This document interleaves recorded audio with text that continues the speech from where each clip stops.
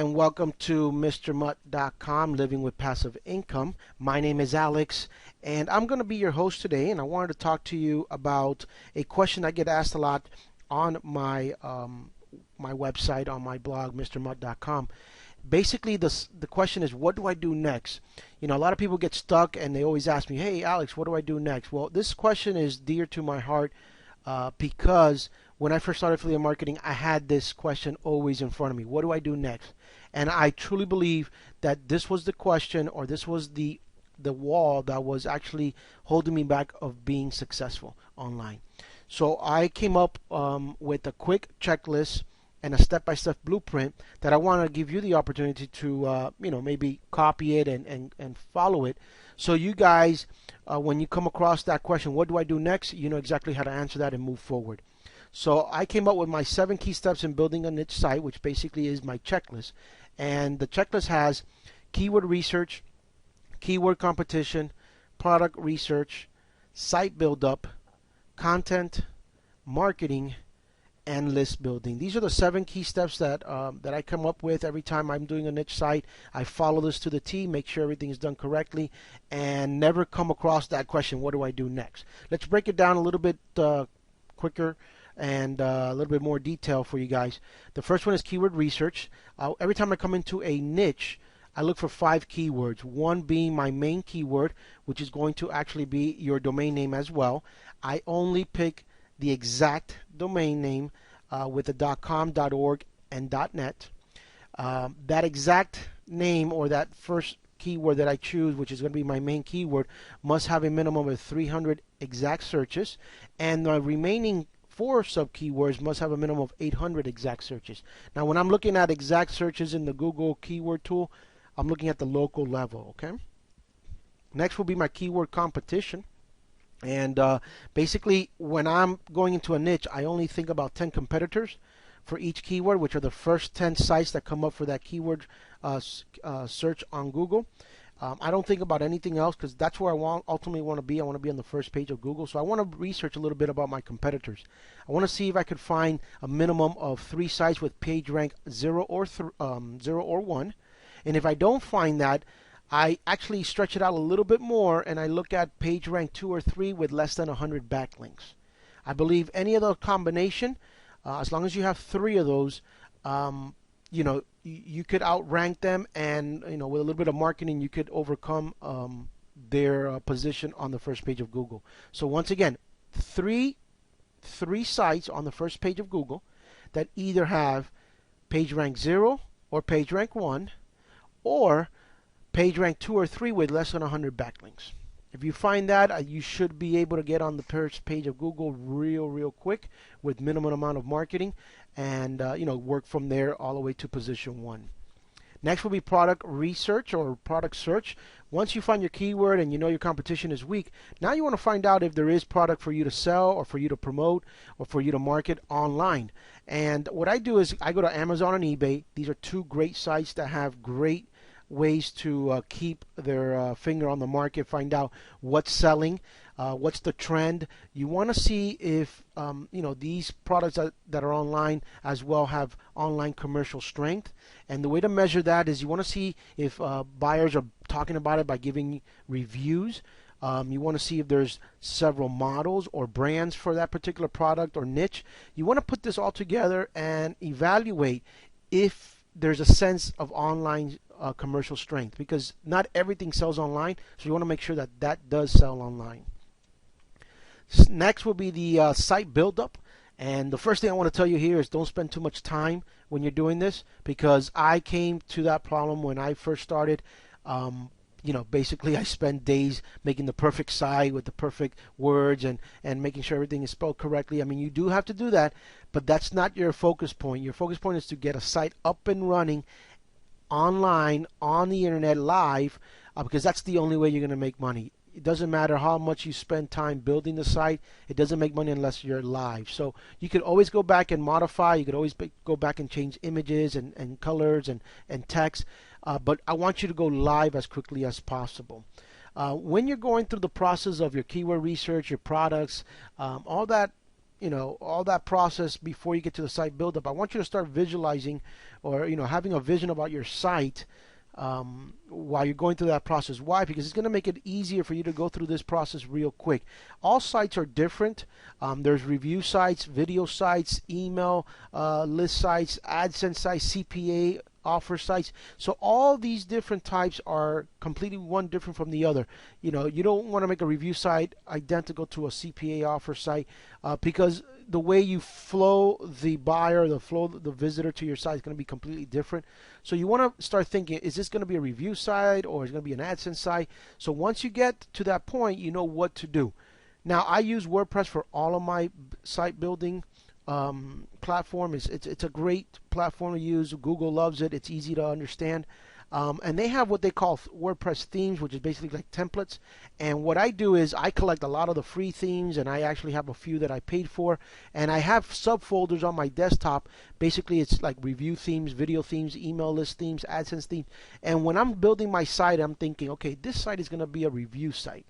I go straight to that folder of review themes, pick one of the ones that I have, cut and not cut and paste, but basically install it into your WordPress and modify it to the product that you're looking at. Boom, and you're done. It should take you no more than 20-30 minutes to get this done and move forward. Once again, 20-30 minutes is tops. I know it's going to take a little bit longer in the beginning, but you want to start thinking that you're in and out in 20-30 minutes, because I don't want you to spend too much time on this. This will kill a lot of your process and a lot of your time, and it's going to stop from building future sites. So you want to go in and out as quickly as possible and not spend too much time on site building. Now, your content for your site is what I consider most important part of your blog, because this is the way you're going to be communicating with your with your visitors, with your buyers. So what I consider no fluff on your article is basically, I don't want you to put an article up there with a picture belonging to your niche and just say a general information about this niche that I'm writing about, and hope for someone to click on the picture or a link and go to Amazon and buy something. It doesn't work that way. What I want you to start thinking about is when you're doing your content for your blog or for your site, you want to make sure it includes video, images, backlinks, bullet points.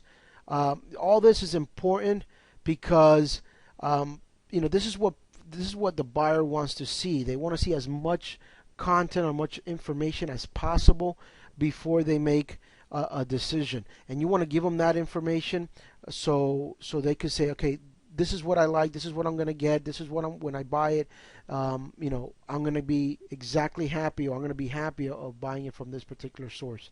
So you definitely want to take a minute to include all this information on each article or post that you do to your site.